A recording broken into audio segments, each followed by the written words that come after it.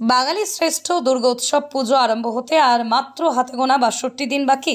আর এরই মধ্যে কপালে ভাঁজ পড়েছে মৃৎশিল্পীর।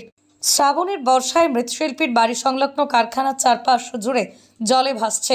কি করে টাকা নিয়ে বায়না নিয়ে নেওয়া আসন্ন মনসা সহ দুর্গা প্রতিমার রূপদান করে ডেলিভারি দেবে তার চিন্তায় ঘুম আসছে না। ঘটনাটি ঘটেছে উত্তর ২৪ পরগনা জেলার জগদ্দল বিধানসভার মামুদপুর গ্রাম পঞ্চায়েতের দোগাছিয়ার হালদারপাড়ার ১৯ নম্বর ওয়ার্ডের মৃৎশিল্পী জগদীশ পালের। মৃৎশিল্পী জগদীশবাবু অভিযোগ করেন, বারংবার সংশ্লিষ্ট ওয়ার্ডের পঞ্চায়েত সদস্যকে ফোন করে তাদের সঙ্গে যোগাযোগ করতে না পেরে জগদীশবাবু বাধ্য হয়ে সরাসরি প্রধানকে ঘটনার কথা জানালে উপপ্রধানের সঙ্গে যোগাযোগ করার পরামর্শ দেন। যদিও সংশ্লিষ্ট পঞ্চায়েতের উপপ্রধান অশোক হালদারের বাড়ি থেকে ঢিলছোড়া দূরত্বে মৃৎশিল্পীর কারখানা। যদিও পরবর্তীকালে মামুদপুর গ্রাম পঞ্চায়েত প্রধানের স্বামী তথা মামুদপুর অঞ্চল যুব তৃণমূল কংগ্রেসের সভাপতি সুরঞ্জন মালাকার ঘটনাস্থলে পৌঁছলেন। কথা জানান মৃৎশিল্পী জগদীশ পাল। সংবাদ মাধ্যমের মুখোমুখি হয়ে মামুদপুর অঞ্চল যুব তৃণমূল কংগ্রেসের সভাপতির ঘটনার বিষয়ে বলতে গিয়ে বলেন, ব্যাপারটার আশু সমাধানের জন্য চেষ্টা করা হচ্ছে। দেখুন মামুদপুর থেকে সতীনাথ ভট্টাচার্যের বিস্তারিত রিপোর্ট। সমস্যা হচ্ছে দাদা, আমি একজন মৃৎশিল্পী, আমার নাম জগদীশ পাল। আমি ঠাকুর বানাই, আমি এই কাজকর্ম করে খাই। এখন এই জল উঠে গেছে, জল ওঠাতে আমি কি করব আমি দিশাপিসা পাচ্ছি না। এই ঠাকুর দুর্গা ঠাকুর মানে শুরু করেছি, কিছু কমপ্লিট হয়েছে, এখন এই অবস্থায় এই জলের মধ্যে আমি এখন কি করব মাথা ঠিক রাখতে পারছি না। তাই মেম্বারদের ফোন করলাম, কেউ ফোন রিসিভ করছে না। লাস্টে উপপ্রধানকে ফোন করলাম, উপপ্রধানও ফোন রিসিভ করছে না। লাস্টে বাধ্য হলাম প্রধানকে ফোন করতে। প্রধান ফোন রিসিভ করে আমাকে বলছে, আপনি উপপ্রধানের সঙ্গে কথা বলেন, আমি দেখছি কি করা যায়। তাই দেখছি কি করে যায়, করার পরে মানে লাস্টে আবার উপপ্রধানকে ফোন করলাম। উপপ্রধান বললো, ঠিক আছে আমি যাচ্ছি, ওই জায়গার মধ্যে জল উঠে গেছে, কি করব তাই ভাবছি, জল কোথা দিয়ে পাস করব। ঠিক আছে দেখছি বলে আর আসলো না, দেখাও করলো না, আমাকে কিছু বললো না। একটা মেম্বার আসলো, এসে মেম্বারের বর বলছে কি, এই পুকুর ভরে গেছে, তা আমি এখন কি করব, কি করার আছে। হ্যাঁ, মেম্বার এসে চলে গেল। আর একটা মেম্বার আসেই নাই, ফোন করলাম আসলোই না। এখন আমার এটা ১৯ নম্বর ওটা ওয়ার্ড স্যার। মেম্বার হয়েছে আপনার এই মেম্বারের নামটা তো ওর বরের নাম জানি, উত্তম ঘোষ, ওনার স্বামীর নাম। কিন্তু পঞ্চায়েতের মেম্বার, কিন্তু না মহিলা আসে নাই। মহিলাকেও বলেছি কিন্তু উনি আসে নাই। ওনার বরকে বললাম, উনিও আসে নাই। হ্যাঁ, এখন আমি মানে মাথা ঠিক রাখতে পারছি না স্যার, কি করব। তাই আমাকে একটা উপায় আপনারা বের করে দেন। আমি গরিব মানুষ, কাজকর্ম করে খাই স্যার। সামনেই তো দুর্গাপুজো। হ্যাঁ, সামনেই দুর্গাপুজো স্যার, আমি কি করব স্যার, আমি দিশা পাচ্ছি না স্যার। কি চাইছেন? আমি চাইছি যাতে স্যার আমি যাতে দুর্গাপুজোটা মা দুর্গারে যাতে সুস্থভাবে ডেলিভারি দিতে পারি। জল থেকে কি করে মুক্তি পাবো, আমি একটু কাজকর্ম যাতে করতে পারি। এর মধ্যে কাজ করব কি করে স্যার? আমার একটা লেবার চলে গেছে, আরেকটা লেবার কাজ করছে। হ্যাঁ, কি করব আমি তাই দিশা পাচ্ছি না। আমার ছেলে বলছে এইভাবে কাজ করবো কেমন, ছেলে কাজ করে, বড় ছেলে লক্ষণ পাল। হ্যাঁ, কি করব আমি তাই চিন্তা করছি স্যার। পার্সোনালভাবে পঞ্চায়েতের প্রধান সহ উপপ্রধান জানিয়েছেন? হ্যাঁ, সবাইকে জানিয়েছি। কোনো কাজ হয়নি? না, কোনো কাজ হয়নি স্যার। কেউ এসে জিজ্ঞাসা করে নাই জগদীশদা কেমন আছেন, কি পরিস্থিতি আছেন, কেউ এসে এখনো পর্যন্ত বলে নাই কিছু। পঞ্চায়েতের তো কর্তব্য যে মানুষের পাশে দাঁড়ানো।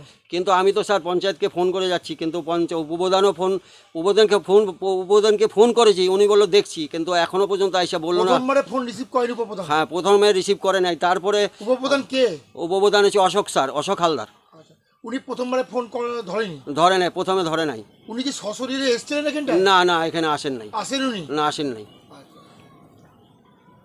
আপনি কি চাইছেন বর্তমানে? এখন স্যার আমি চাইছি যাতে আমার এই জলটা থেকে একটু মুক্তি পাই, সেই যার জন্য আমি চাইছি স্যার। আমার এই কাজকর্ম কি করে, এই দুর্গা ঠাকুর মা দুর্গারে আমি কি করে ডেলিভারি দেবো, কাজ করব কি করে? একটা লেবার চলে গেছে, বলছে জল না কমলে আমি আসবো না। একজন কাজ করছে, ওকে বলে টলে রেখেছি। জল থেকে মুক্ত হয়ে মা দুর্গাকে ডেলিভারি দেওয়ার জন্য আমি হ্যাঁ যাতে দিতে পারি, আমাকে একটু সেই ব্যবস্থা করুন স্যার। আপনার নাম? আমার নাম জগদীশ পাল। হ্যাঁ, আমি কাজ করি। কাজ তো আমি অনেক বছর ধরে করি। এবার তো 2 মাস হয়ে গেল কাজ করছি। জল কি আগে জ্বালাতো এভাবে? না, আগে জ্বালাতো না, এবার তো জল ঢুকে গেছে। এবার ঢুকে গেছে? হ্যাঁ, কালকে ঘরে ঢুকে গেছিল, কাজ করতে পারছি না, চলে যাচ্ছিলাম বাড়ি, বললো না চলে গেলে কি করে হবে। জগদীশবাবু অভিযোগ করলো যে এই যে জল দেওয়ার জন্য আপনাদের ঠাকুর ডেলিভারি দিতে অসুবিধা হচ্ছে। হ্যাঁ, প্রধানকে উপপ্রধানকে জানিয়েছে, কোনো সুরা হয়নি। হ্যাঁ, সবাইকে জানিয়েছে, কেউ আসেনি। এসেছিল, কেউ আসেনি। না, কেউ আসেনি, প্রধানও আসেনি। কোনো কারণে ব্যবসা বন্ধ হয়ে যায়, ঠাকুর যদি দেবেন না, আপনাদের কর্মচ্যুত হয়ে যাবেন। হ্যাঁ, তাই তো, কি করে খাবো? আপনি শ্রমিক হিসেবে কি চাইছেন? আমি কাজ করবো, জল না থাকলে কাজ করবো, আমার তো কাজই করতে হবে না। আপনার নাম? অমৃতলাল পাল। আপনি কে হন এখানটা? এমনি কিছু হয় না, আমি কাজ করি। কার কাছে? এই জগদীশ পালের কাছে। বিশাল চিন্তা। প্রথমেই বলি, অকাল বর্ষণের কোনো ব্যাপার নেই, এটা বর্ষাকাল। শ্রাবণ মাসে বর্ষা হবেই, এটাই তো প্রথা। এবার বর্ষায় চারিদিকে শুধু জগদীশ পালের একার বাড়ি নয়, সারা মামুদপুরের বিস্তীর্ণ এলাকা জলমগ্ন হচ্ছে। এটার জন্য আমরা দীর্ঘ 5 দিন ধরে, একভাবে 5 দিন ধরে আমরা কন্টিনিউ সমস্ত এলাকা জুড়ে জিসিপি চালিয়ে অন্তত 4-5টা করে জিসিপি, হাই রোড থেকে শুরু করে টালিখোলার মোড় থেকে বড়ার মোড় দিয়ে শুরু করে সমস্ত এলাকাগুলো জল সরানোর জন্য সকাল থেকে রাত পর্যন্ত একভাবে আমাদের কর্মযজ্ঞ চলছে। এই পরিস্থিতিতে আমরা ঘুরে ঘুরে সমস্ত ওয়ার্ডে দেখছি, সেখানে আমাদের প্রধান, উপপ্রধান, সমস্ত মেম্বার্সরা সকলে মিলে কিন্তু ময়দানে রয়েছে, কাজ করছে সকলে। জগদীশবাবু, অভিযোগ যে উপপ্রধানকে ফোন করার পরে বলছে যে প্রধানকে জানাতে হবে, এবার পঞ্চায়েত সদস্য কিন্তু ওখানকার স্থানীয় পঞ্চায়েত সদস্য তিনি আসেনি।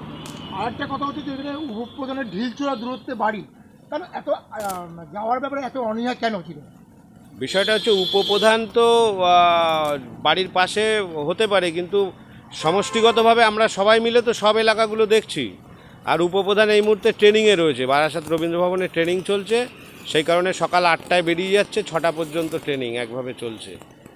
একটা মানুষ যতটুক তার সম্ভব সে করছে, অটোমেটিক্যালি সে সমস্ত আমাদের সাথে থেকে সব জায়গায় কাজকর্ম করছে। আমরা যত দ্রুততার সাথে পারি এই সমস্যা সমাধানের জন্য আপ্রাণ চেষ্টা করছি। আগামী দিনে জগদীশবাবু জলমুক্ত হবে বলে মনে করছেন? জগদীশবাবুর বাড়িটা একটু নিচু জায়গায়, তো যেখানে জলটা জমেছে, আমি নিজে স্পটে গেছিলাম, গিয়ে দেখলাম ডাইনে বায়ে বের করার কোনো জায়গা নেই।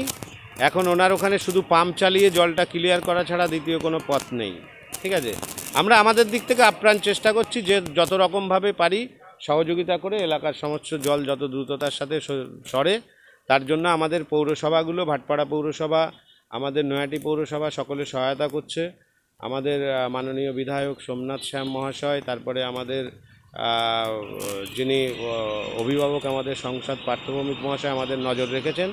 আমরা অল টাইম কাজ করে চলেছি। আমি ধরুন সকাল থেকে আমাদের পুরো টিম মামুদপুরের সকলে মিলে কিন্তু একযোগে আমরা কাজ চালিয়ে যাচ্ছি, যাতে মানুষের কোনো অসুবিধা না হয়। সুরঞ্জন মালাকার।